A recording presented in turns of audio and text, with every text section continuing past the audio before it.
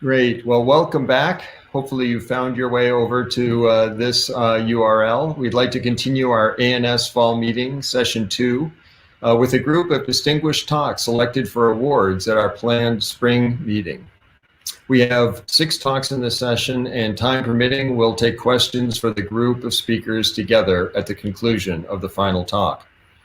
Our first speaker is Ksenia A, who is our 2019 ANS Research Grant recipient, and she'll be addressing us first. Welcome, Ksenia. Good afternoon. I want to thank the ANS for selecting me as the grant recipient and the opportunity to present. I'm going to be talking about rescuing inner ear deficit of non-syndromic hearing loss model. Next, please. Next. There's nothing to disclose. Next, please. Hearing loss in children is a significant global disease burden. Genetic mutation is a common cause of hearing loss, with more than 70% of all hereditary hearing loss attributed to autosomal recessive non-syndromic deafness.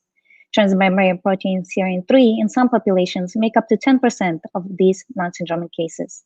Next. This mutation in humans has both DFNB10 and DFNB8 variant. Affected individuals progress to profound sensorineural hearing loss, and data in those that receive implants have less optimal speech perception outcomes.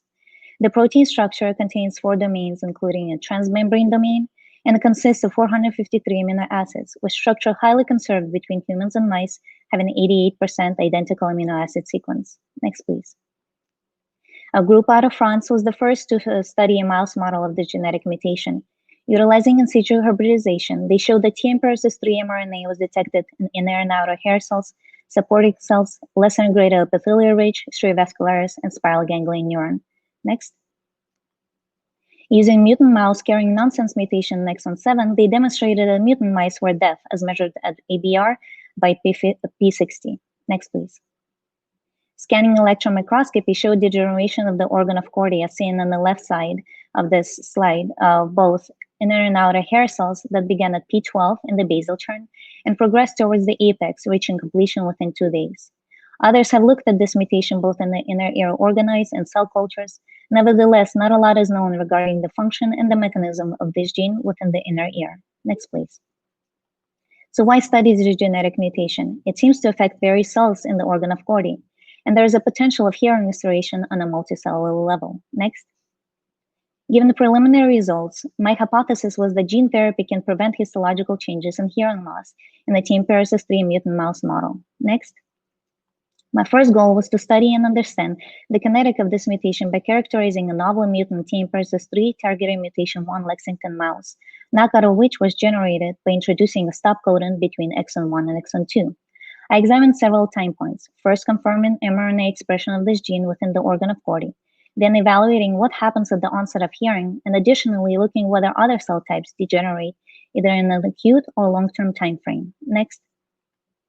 In situ hybridization, as demonstrated here in cross-sectional images of P5, showed that indeed mRNA of TMPRSS3 is seen in both inner and outer hair cells, supporting cells, lesser and greater epithelial ridge, interdental cells, spiral ganglion neuron, but not in stria vascularis as previously reported. Next.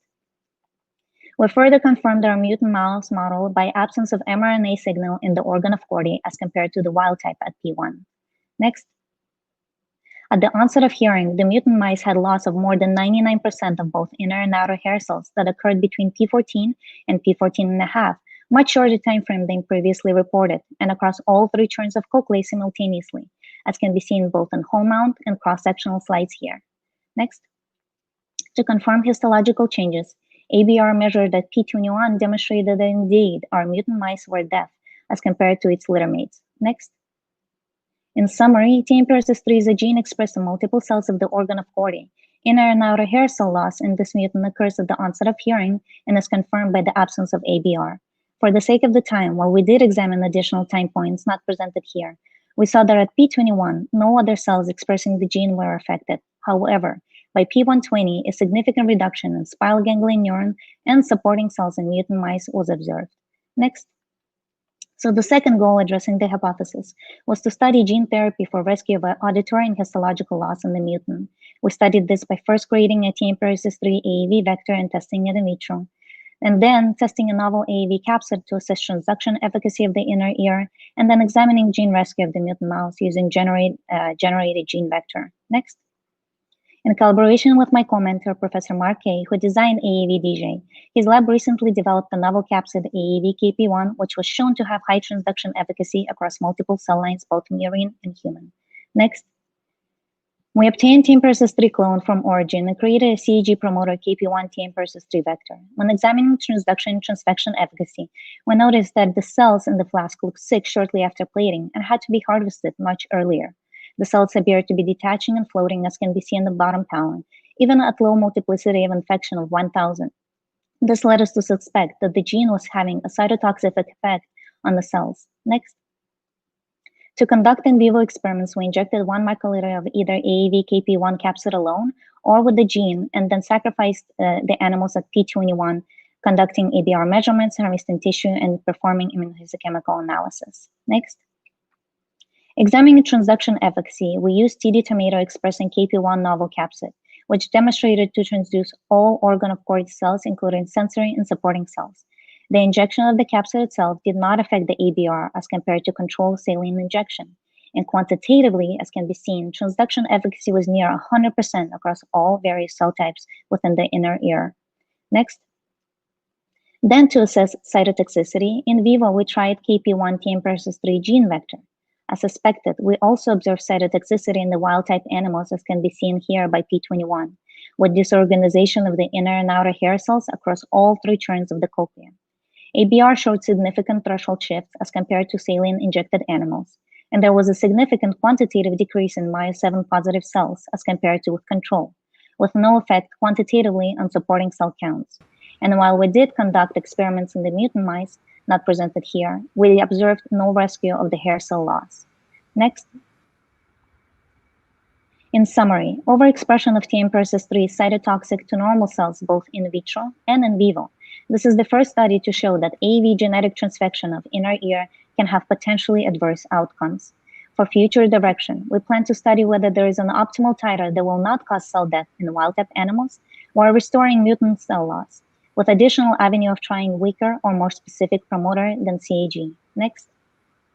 I would like to thank my mentors, Dr. Chang, all of the laboratory members, and my undergraduate student, Ina Lee. Also my mentors and committee advisors, as well as my collaborator, Professor Mark K. and Katya, who have told me all there is to know about the viral vectors. Thank you. Great. Well, thank you, Dr. Aaron. We appreciate that. Our next speaker is the recipient of the ANS TRAINEE Award, and this is Armine Kocharyan. Dr. Kocharyan? Thank you. Hello, everyone, and I would like to take this opportunity to thank the Society for this award. I'm very humbled and thankful. And today I'll be talking about repurposing an FDA-approved drug to mitigate hearing loss, genetic hearing loss, particularly with focus on Usher type 3. Next, please. I have no disclosures. Usher syndrome is an autosomal recessive disorder, presents with progressive vision loss due to retinitis pigmentosa, hearing loss, and variable degree of balance disorders. This is the most common cause of combined deafness and blindness, and it accounts for more than half of the dual sensory deficits. It has 3 clinical subtypes. Type 3 is the most least severe form and presents with progressive sensory hearing loss and variable degree of balance disorders along with retinitis pigmentosa. These individuals are born with near normal or normal hearing, but they fail to maintain it. There are not many treatment options are available other than cochlear implantation and hearing aids and cochlear implantation. And no treatment is available to prevent or stop this progressive hearing loss, which can be an opportunity for intervention. Next, please. What's exactly causing Usher type 3? It's a destabilizing mutation in Clarin1 gene. Clarin1 is an essential protein for the structure and function of the hair cells. This N-glycosylation site mutation causes the mislocalization of the protein. Instead of going to the membrane, it gets localized stuck into the endoplasmic reticulum. This is why these individuals, even though they have this mutation to begin with, they are born with some degree of hearing, but they fail to maintain it. Next, please. This is an electron microscopy of the Usher mouse model. You can see the outer inner hair cells, how structurally they're disorganized and altered compared to the wild type. Next, please. Our lab also developed zebrafish larva model that steadily expresses Clarin N48K mutation as well as normal Clarin 1. This model really allowed to study the behavior of the mutant protein and understand why progressive hearing loss occurs. As you can see here, and the mutant model, you can see how it gets stuck in the plasmic reticulum instead of localizing into the hair cells. This also allowed us to screen small molecules and drugs that can potentially rescue Clarin 1 and mitigate hearing loss in this model. Artesunate, which is an semi-synthetic derivative of artemisinin, was chosen to be a good candidate for this purpose. It has pretty low toxicity profile. My study was a pilot study to really achieve this milestone of transitioning from larva model to mammalian model, Usher type 3 and 48K mutation. And this mice model was first reported by Dr. Allegram in 2016. We studied 21 mice, 9 mice in the treatment group and 12 mice in a control group. We administered 15 milligram per kilogram intraperitoneal from postnatal day 10 to 28 alternating dose, and then switched to 50 milligram per kilogram from P30 to P54, and ABRs were recorded on postnatal day 45. Next, please. It's just describing how the ABRs were performed in a closed field, and you can see the snapshot of the ABR in a deaf mouse in 90 decibel. You can see identifiable waves versus 35 decibel hearing mouse. Please, next, please. This is summarizing our results. This non-parametric t-test was run to see if there's any difference between treated and untreated groups. As you can see, we're able to salvage hearing 8,000 hertz, which was statistically significant. At 16 or 32,000, we saw positive trend, but it was not statistically significant. This, as I mentioned, this was a pilot study. There are many questions to be answered. Next, please. Would be a background to test larger sample size, to test higher doses and long-term to really understand how sustainable these results are, and also investigate ART's effect on hair cell structures. This also can have important translational medical impact and proof of concept of mitigating phenotype and other monogenic disorders that are associated with protein glycosylation defects. There are some severe forms of even cystic fibrosis that have very similar mechanism of mutant protein getting stuck in the endoplasmic reticulum, and gentle stimulation and perturbation in the endoplasmic reticulum can increase function. I'd also like to thank Dr. Allegram and his lab for all the mentorship and support. Thank you.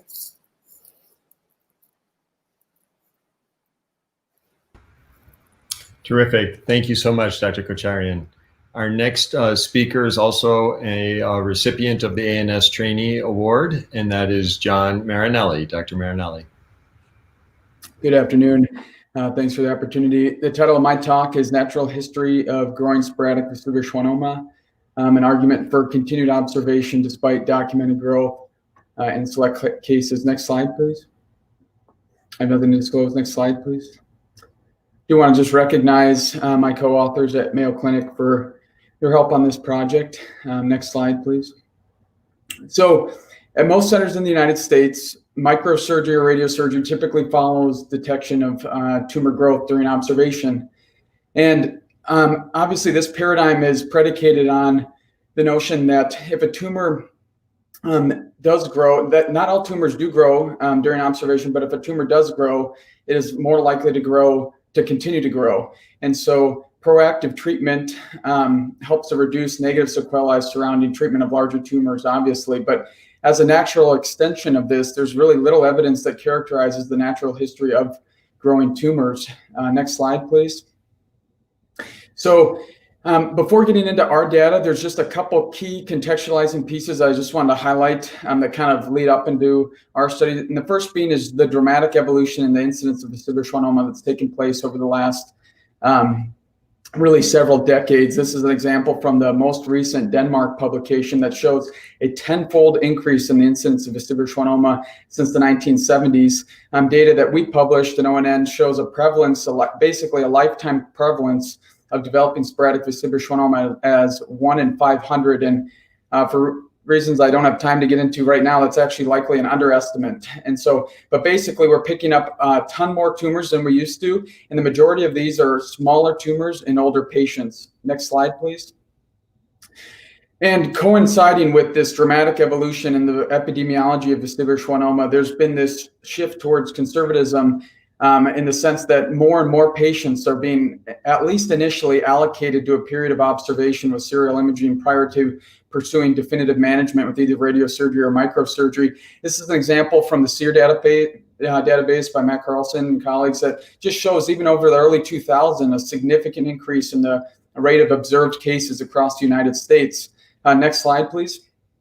However, in light of the dramatic evolution of the vestibular, in the epidemiology of vestibular schwannoma over the last several decades, one question becomes, is the rate at which patients are being allocated to observation matching the dramatic rise in disease incidence?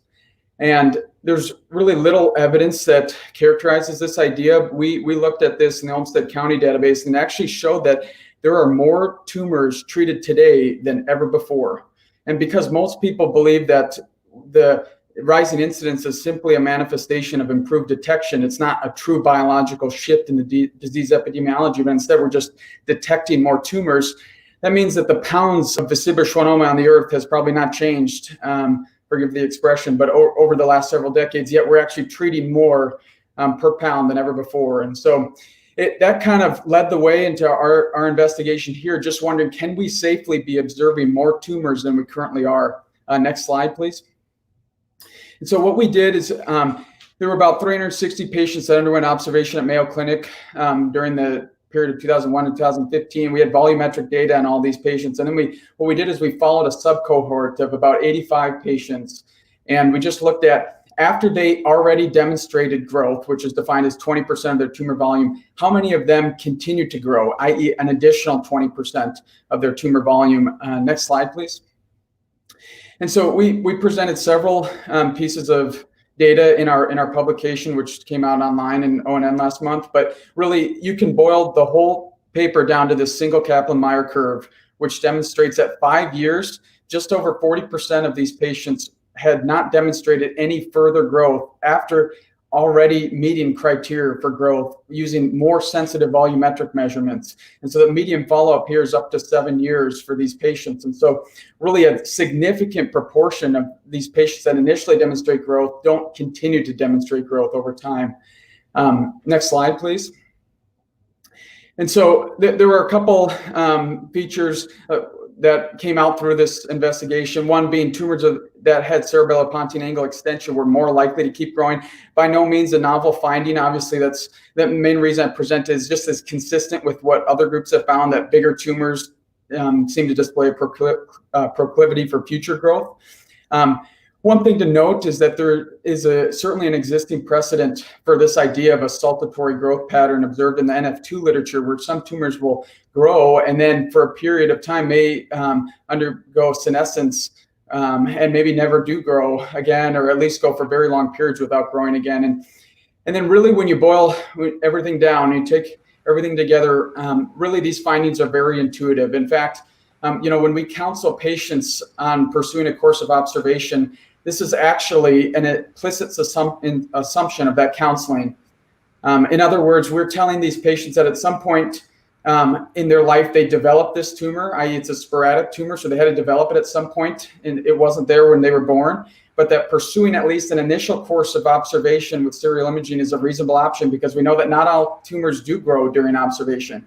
But of course, it had to grow to the time, grow to the size it was at the time we diagnosed it. So really, in conclusion, these data help to characterize this phenomena that is already implicit in all of our counseling, especially in light of the possibility of overtreatment of these tumors. We believe that these data support the toleration of some growth during observation, especially particularly in appropriately selected cases. And it seems to support this idea that, or challenges this idea that if a tumor does grow, it will continue to grow.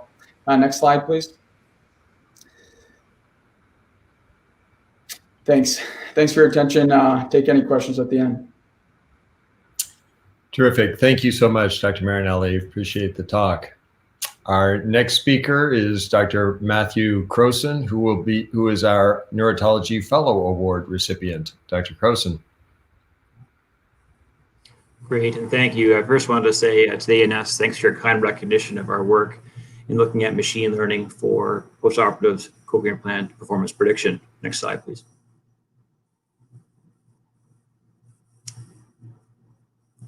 Next slide, please. I have no ethical disclosures or financial disclosures. Next slide. So as we know, predicting post-op CI performance is rather challenging because there are so many factors that play a role, ranging from patient factors, objective audiometric data, as well as subjective patient experience and contextual factors. And so this all leads up to a very messy problem and a very challenging analytical problem of how to tell patients, hey, this is how we expect you to perform post-operatively with your brand new CI. Next slide. So given this, and then also a recent enthusiasm for the use of machine learning techniques, which are really designed to handle messy data, we saw an opportunity to apply some novel techniques to see if we can predict postoperative adult CI performance from a wide range of available heterogeneous text numerical variables. We also want to look under the hood of our models and see if there's any interesting associations or influential factors that we haven't thought about before in driving those predictions. Next slide, please. So for our analytics setup, we had about 1,600 patients that served as the inputs for the algorithms. Up from them, we had 282 variables, again, comprising a wide range of numerical and textual data. We had two experiments. First, we wanted to predict the one-year postoperative hint and quiet score, which was at the time the historic test of choice for post-op CI performance at Sunnybrook, as well as a second task that looked at binning these patients into arbitrary bins of high, mid, and low performers based off of their hint score prediction. Next slide, please. Diving a bit deeper into the methodology of our experiments, we also looked at all variables in this messy data set, as well as isolating the more clean, shall we say, numerical variables to compare any performance differences between the models and the sub-experiments. Next slide, please. So obviously, I don't have the time or perhaps some of the interest of the audience to go deep into what machine learning is all about, but suffice to say, we used a standard process for machine learning. We trained our algorithm on 85% of the data, and then tested it on 50% unseen held-out data. We predominantly used neural networks, but also for the interpretability step, we used a decision tree ensemble. Next slide, please.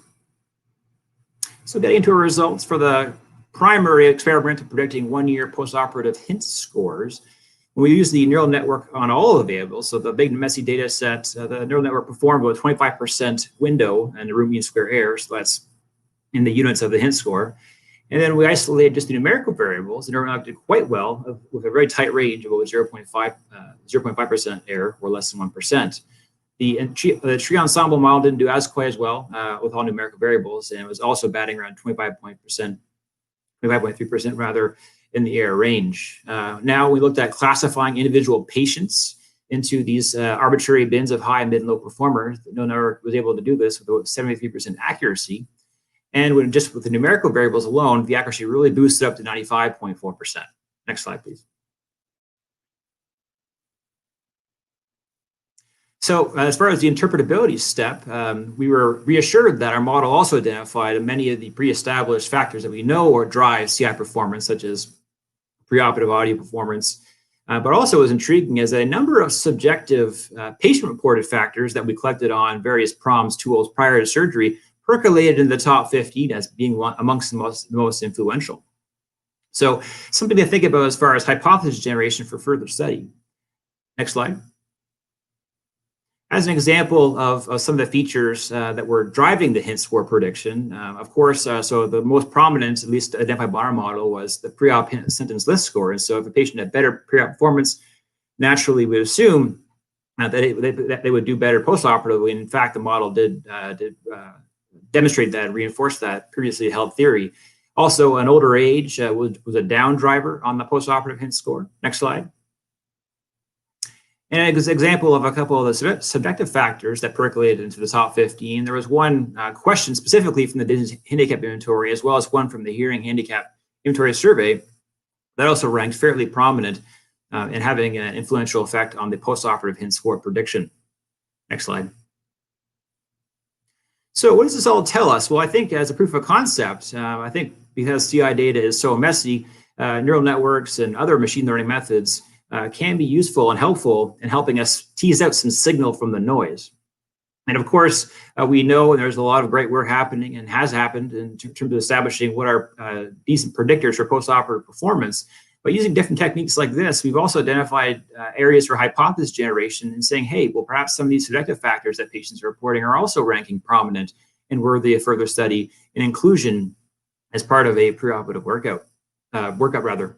So as far as limitations go, this was a data set of convenience. So the historic data set. And so obviously we had hint scores as our outcome metric here, but obviously we have since determined that hint scores are not the best, nor are they the most comprehensive measure of post-operative CI performance.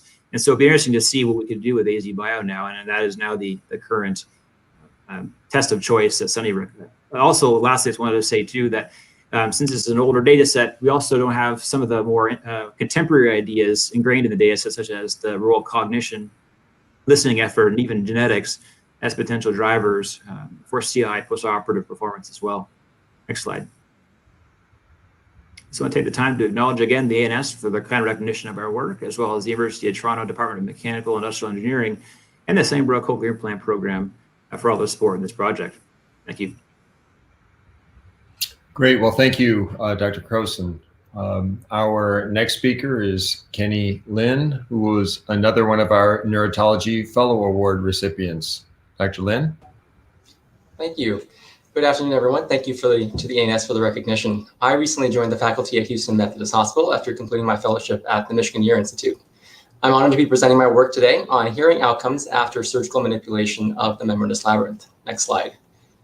I have nothing to disclose. In training, we are all warned of a dead ear if the membranous labyrinth is violated during surgery. Procedures that manipulate the labyrinth include posterior canal occlusion for PPPV, as well as repair of superior semicircular canal dehiscence, which can be performed through the middle fossa or transmastoid approaches. The purpose of this study was to quantify the hearing outcomes in each of these groups. Next slide. So we performed a retrospective chart review covering 10 years that identified 87 cases in 76 patients. Of these, there were 15 posterior semicircular canal occlusion, 43 middle fossa repairs of SSCD, and 29 transmastoid approaches. The average age of our patients was 50.4, with an almost equal distribution above and below that age threshold. Next slide. In the pooled analysis, we found that the mean preoperative hearing was approximately 21 decibels with approximately 7 decibels of airborne gap. The initial postoperative audiogram at an average of 3.5 months showed a hearing loss of 5 decibels with an increase in airborne gap of approximately 1 decibel. At the last follow-up, at a mean of 18.4 months, the overall hearing loss had decreased again back to only 3.3 decibels. This is an improvement of 1.7 decibels compared to the initial post-op. The final airborne gap was 5.9 decibels, which is an improvement of 1 decibel compared to the initial pre-op. The observed changes at both time points were statistically significant. Next slide. Within this data set, we identified 5 patients that had hearing loss greater than 20 decibels. There was 1 case of a profound sensory hearing loss in a middle fossa approach. Of the remaining, 1 was a 25 decibel sensory hearing loss after posterior canal occlusion, and the other 3 were mixed hearing losses, 2 of which were middle fossa and 1 was a transmastoid approach. Next slide. In a subgroup analysis, there were a couple of interesting findings. First, looking at the preoperative hearing levels, the posterior canal occlusion group had the best preoperative hearing at 14.6 decibels, followed by the middle fossa group, and the transmastoid group had the worst hearing, preoperatively at 25.6 decibels. There was a small airborne gap in the posterior canal occlusion group at 3.1 decibels, but a larger airborne gap of 7.4 and 8.1 in the SSCD groups. At the initial post-op, posterior canal occlusion and transmastoid SSCD each had a drop in hearing by approximately 6 decibels. The middle fossa group had a smaller drop in hearing of 4 decibels. Airborne gap increased in the posterior canal occlusion group from 3.1 to 5.6 decibels, but only slightly in the 2 SSCD groups. By the last postoperative audio, however, the hearing loss observed in the posterior canal occlusion group had nearly completely resolved. The final change in hearing was only 2.5 decibels, with an increase of airborne gap of 1 decibel. The transmastoid group showed some recovery in final hearing, with a final hearing loss of 3.9 decibels, while the airborne gap actually closed by around 1 decibel. The hearing loss in the middle fossa group also improved slightly between the time points. The final hearing loss was 3.1 decibels, with 1.8 decibels of airborne gap closure. Next slide. The data from the previous slides can be presented visually here as an audiogram showing the preoperative and postoperative air conduction lines. You can see that the greatest hearing loss occurred in the transmastoid group, especially compared to the middle fossa and the posterior canal occlusion groups. In both SSCD groups, the hearing loss was across the entire range of the frequency range. In the posterior canal occlusion group, however, the hearing loss occurs primarily in the low frequencies. Next slide. These trends can be more clearly seen when we identified patients with early audiograms as well as long-term audiograms. Most notably, we found that the early hearing loss in the posterior canal occlusion and transmastoid groups are the most pronounced at the early time point. This was approximately 10 decibels in both groups. At long-term follow-up, the hearing loss in the posterior canal occlusion group, again, almost completely resolved and is only 2.3 decibels. Interestingly, however, in this subgroup, there was no improvement in hearing in the transmastoid group between the time points. The transient hearing loss that we see in the posterior canal occlusion group has been described in the literature. Some patients also experience a mild imbalance, and we believe that this is caused by a mild labyrinthitis after the procedure. Additionally, we think that bone dust from mastectomy is thought to contribute to early hearing loss. Next slide. Finally, we also did a subgroup analysis by age with 50 as the cutoff because there was approximately 50% of patients above and below this threshold. The preoperative hearing level differed significantly based on the age. Younger patients had a hearing level of 16.9 decibels, while older patients started with a hearing level of 25.5. At both the initial and last postoperative audiograms, however, both groups, and especially the patients over 50, were found to have a greater change in hearing. The difference at the last audiogram, last post-op audiogram, was 1.3 decibels of hearing loss in the younger patients versus 5.2 decibels in the older patients. Though this was statistically significant compared to pre-op, it did not reach statistical significance between the groups. Next slide. So in conclusion, we report here useful data for preoperative counseling of patients before either procedure. Patients should expect an average hearing loss of 3 to 4 decibels, with a 1 to 2% chance of profound sensory hearing loss, and up to a 10% chance of hearing loss greater than 20 decibels. Patients undergoing posterior semicircular canal occlusion had the least hearing loss, whereas the transmastoid SSCD approaches had the greatest hearing loss. Both posterior canal occlusion and transmastoid approaches may expect greater hearing loss in the initial postoperative period, and especially those in the posterior canal occlusion group may expect a lot of that hearing loss to resolve over time. Finally, we observed a trend towards increased hearing loss in older patients after these procedures. Thank you, and I want to acknowledge all of my mentors in fellowship and really appreciate all of their training and all of their time. Thank you. Thank you, Dr. Lin. Our last speaker of the session is Tiffany Wah, who is our Nikolas Torok Vestibular Award recipient. Dr. Wah. My name is Tiffany Wah. I'm the current Neurotology Fellow at the University of Pennsylvania. I'd like to thank the ANS for this award and the opportunity to speak with you all today. I'll be speaking on our project entitled Deficits in Sensory Organization are a Primary Contributor to Postural Instability and Imbalance in the Aging Population. Next slide, please. I have no conflicts of interest. Next. So if you've been following along with the narrative on American medicine, one recurring and important topic of late is the silver tsunami, which is basically to say that the American population is rapidly aging, and we're going to have to find a way to deal with that. Falls represent about 55% of accidental death in the older population above 65 years. And thus, there's been long-standing interest in characterizing contributions of the vestibular system to balance disorders. In fact, many of the great thinkers and surgeon scientists in this very organization have contributed significant bodies of work in pursuit of that goal. Next slide, please. Next slide. As a result of their work and contributions, we now know that increased falls in adults greater than the age of 60 is associated with gait instability and such as sway and walking speed. Older individuals are also particularly dependent on visual input for maintenance of balance. Lastly, hearing loss may also be associated with falls, though the data is limited. Next slide. At Penn Medicine, patients with balance-related complaints across the life spectrum are directed to the Center for Balance and Dizziness. At the center, we perform over 1,000 complete balance function tests annually, which is inclusive of a full battery of objective measures of vestibular function. Given our access to a large cohort of symptomatic adults, we decided to evaluate our own data to identify any patterns specifically among those seeking care and to gain additional insights into those most at risk. It should be noted, however, that because our patients are specifically symptomatic individuals, our data may deviate from population-level data, which includes asymptomatic individuals. Next slide. So in this project, we sought to characterize differences in objective vestibular testing results among symptomatic patients with balance-related complaints. This was a retrospective analysis stretching about 12 months from 2017 to 2018. We applied age-adjusted normal values where applicable and evaluated changes based on age group as defined by a cutoff between younger and older cohorts of 60 years. Next slide. Our study population was inclusive of over 1,000 patients, roughly half of whom were in the older population. Just over half experienced outright rotary vertigo, defined as spinning vertigo or sensation of motion where there is none. And just under half had non-vertiginous dizziness, imbalance, lightheadedness. 16% of patients in the older cohort had a history of fall prior to presentation. And among those in the younger cohort, those without vertigo were more likely to have completely normal balance function tests. In the older cohort, by contrast, vertigo and non-vertiginous symptoms equally were likely to have at least one abnormal VFT. Next. So in discussing our analysis, I'll first review differences as noted in the overall comparison before cohorts, before taking a closer look with a sub-analysis inclusive of only the older cohort. Next slide. So here we're showing a broad overview of our findings. In this figure, we show the rate of abnormal results among different parts of testing performed and compare them between the older and younger cohort.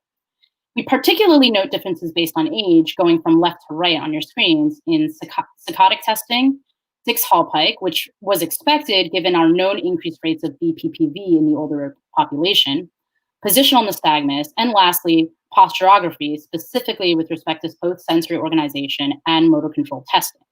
We're next going to take a look at these differences in greater detail. Next slide.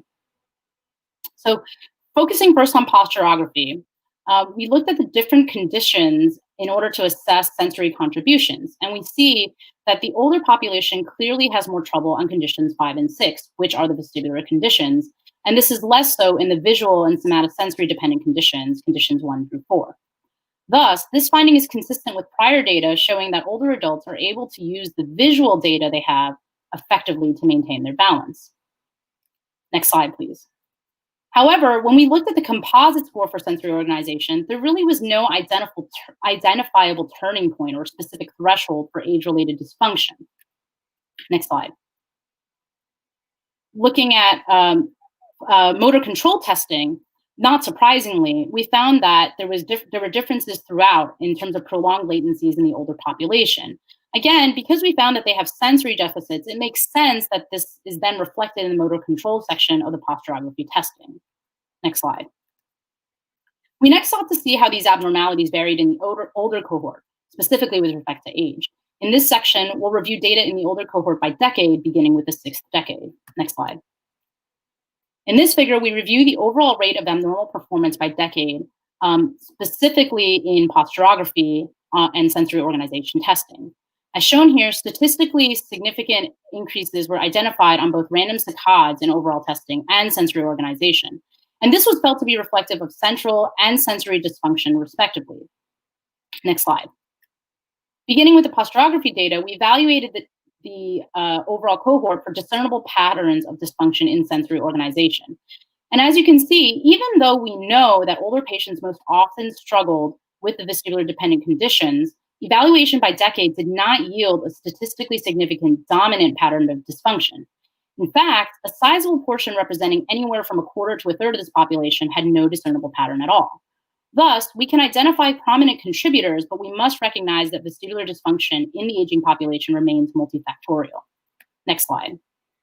Moving on to random saccades, we found that variations in function exist, but overall, there's a trend in increasing abnormalities with latency and accuracy. This pattern was not as clear with velocity. While we do accept some saccadic abnormalities with age, it's not known at what threshold this becomes a potentially consequential abnormality, rather than a function of normal aging that has no clinical impact. Next slide. All in all, our findings are consistent with the literature with respect to increasing multifactorial vestibular dysfunction with age. Furthermore, vertigo is a non-reliable predictor of vestibular testing abnormality among older adults, which is in contrast to younger patients, where we think of vertigo as a primary indicator of vestibular dysfunction. Next slide. The pattern of sensory deficit on posturography is variable, and testing may direct individualized therapeutic intervention. In older adults, objective measures of dysfunction seem to be driven by central rather than peripheral abnormalities. And lastly, and perhaps most importantly, there's a significant need to characterize problematic versus non-problematic and define the boundary between pathology versus normal aging above the age of 79 years. And I think it's really important to emphasize that distinctions of problematic versus not and normal versus not are not really clear-cut. Even though more than half of accidental adults in the older population are attributable to falls, less than a fifth of our study population actually even had a history of falls despite their symptomatology. Thus, balance assessment may offer a window of opportunity for preventative care, and further work is yet needed to clarify which aspects actually put people at risk. Next slide. I'd like to thank my co-authors and the entire vestibular audiology team at Penn Medicine. Thanks. Great. Well, thank you very much, Dr. Wah. So I'd like to thank all of this session's speakers for some excellent talks. We do have a few minutes, and I'd like to open up these talks to questions from the audience. And please just enter any questions in the chat session off to the right and let us know who the question is intended for. I think our first question comes from Dr. Rubenstein, a question for Dr. Aaron, stating that he had seen 3 pediatric patients with the mutation you described and had truly outstanding CI performance results. And does your work suggest a reason for such extreme variability in phenotype? Dr. Rubenstein, thank you for your question. There is indeed a variation in cochlear implant outcomes, as seen also in other cases reported in literature. And I do believe that it has to do with the spiral ganglion survival and the onset of hair cell loss, given there's 2 variants, pre and post-lingual. My mouse model correlates to the intrauterine DFNB10 prelingual variant. In it, if you compare it to human model, the hearing loss in mice happens at the onset of hearing, which in utero correlates to fetal 2nd trimester development. And in our mouse model, the spiral ganglion neuron counts were not initially affected, but by P120, there was a significant loss in the mutant mouse. So I do think that the cochlear outcomes have to do with the spiral ganglion neuron survival or loss over time in this prelingual or postlingual cases, and possibly having worse outcomes just depending at the onset of loss. There's also data coming out of Iowa that looked at in vivo electrocochleography in hybrid cochlear implant users of TMPRSS3, and they showed that auditory nerve neurophonics were smaller on average in subjects with TMPRSS3 deafness as compared to the other autosomal recessive hearing loss model. I hope I answered the question to you. Great. Thank you, Dr. Aaron. Our next question comes from Dr. Matthew Hsu, and it's directed to Dr. Crowson, who says, great talk. He apologizes if he missed what you said, but can you talk a little bit about how you manage missing data? Great. Yes, thanks, Matt, for the question. Yeah, missing data is a big scourge in these data-driven projects. And so how to get around that, we curated the experimental data set such that the vast majority of the patients had basically a full set of data. The only gaps were in some of the PROMs questions, because not every patient filled out every PROM tool, and the PROM tools over the years changed in their emphasis. And so what we did was we imputed the gaps in the PROMs tools in order to make up for that missing data. But by and large, we're fortunate to have a very complete data set in this case. Great. Well, thank you, Dr. Crowson. And our next question comes from Dr. Chandrasekhar, who asks Dr. Marinelli, great talk, future is strong, and she is asking about the definition of growth in your study.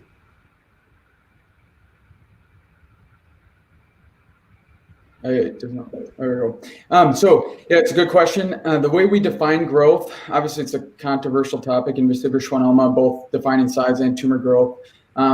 But for our study, the way we did is the initial tumor growth was defined by 20% of the initial tumor volume.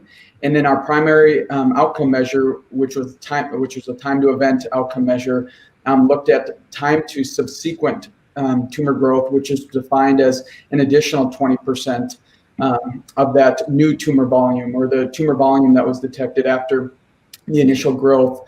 And then one thing to just consider, just in light of the whole idea about this being controversial, and people often will say when talking about volumetric tumor measurements, well, that's not clinically useful. But one thing to just keep in mind for the purposes of our study, when you do volumetric tumor measurements, it's actually more sensitive for detecting growth, obviously. And so if that Kaplan-Meier that shows how many people grow at 5 years, we would have showed that more people didn't grow at 5 years had we used linear tumor measurements. So this gives it's actually a more sensitive look at how many people grow to give a kind of a better answer to that question, we believe. So.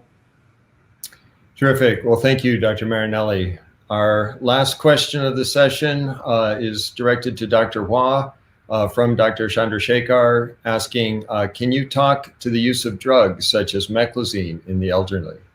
Thank you, Dr. Chandrasekhar, for the question. So with respect to the testing, in keeping with the standard in the field, we expect our patients to be off of meclizine for 24 hours prior to testing. So I don't think that's a contributor to our results. But I think what you're getting at is how frequently and ubiquitously it's prescribed. And to answer that question, I'll have to quote one of our faculty, Dr. Jason Brandt, who likes to say that he spends more time taking people off of these meds than putting them on. And so certainly the use of these suppressants interferes with their ability to recuperate. And so I would imagine that extends quite well to the chronic deterioration of vestibular function over time in the same population. Great. Well, thank you, Dr. Hua. And I think I can say that we had an excellent group of speakers and topics for this session. Thank you all for contributing. Judging from the comments and the clapping emojis that we see in the comments, it's clear that you've each demonstrated why your work was selected for distinction by the ANS leadership. So thank you for those presentations. And with that, I can say that it's been a pleasure serving as the ANS president over the last year, despite the turmoil we have all experienced. There's no question that the society will be in excellent hands and thrive under the leadership of our new incoming president, Dr. Brad Kesser. Dr. Kesser is a professor of otolaryngology at the University of Virginia and has provided many years of outstanding service to the ANS on the Executive Council as Treasurer Secretary and as President-elect. We'll be hearing a lot more from Dr. Kesser in the coming sessions, and we're in excellent hands going forward. And I'm proud to pass on the virtual gavel to my friend, Brad Kesser, at this time. Well, Nick, thank you very much. And it's truly a great honor to be the next president of the ANS, and certainly a highlight of my career. And before I let you and everyone go, I'd like to present you virtually with a plaque in recognition of your outstanding leadership and your presidency of the ANS.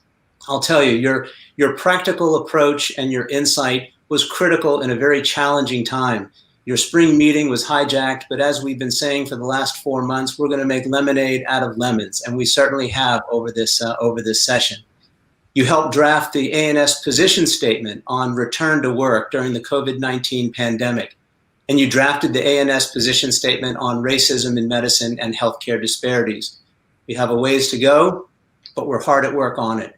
I appreciate all of your support, and hopefully you'll be there as a guide and as a mentor as I take the reins of the American Neurotology Society.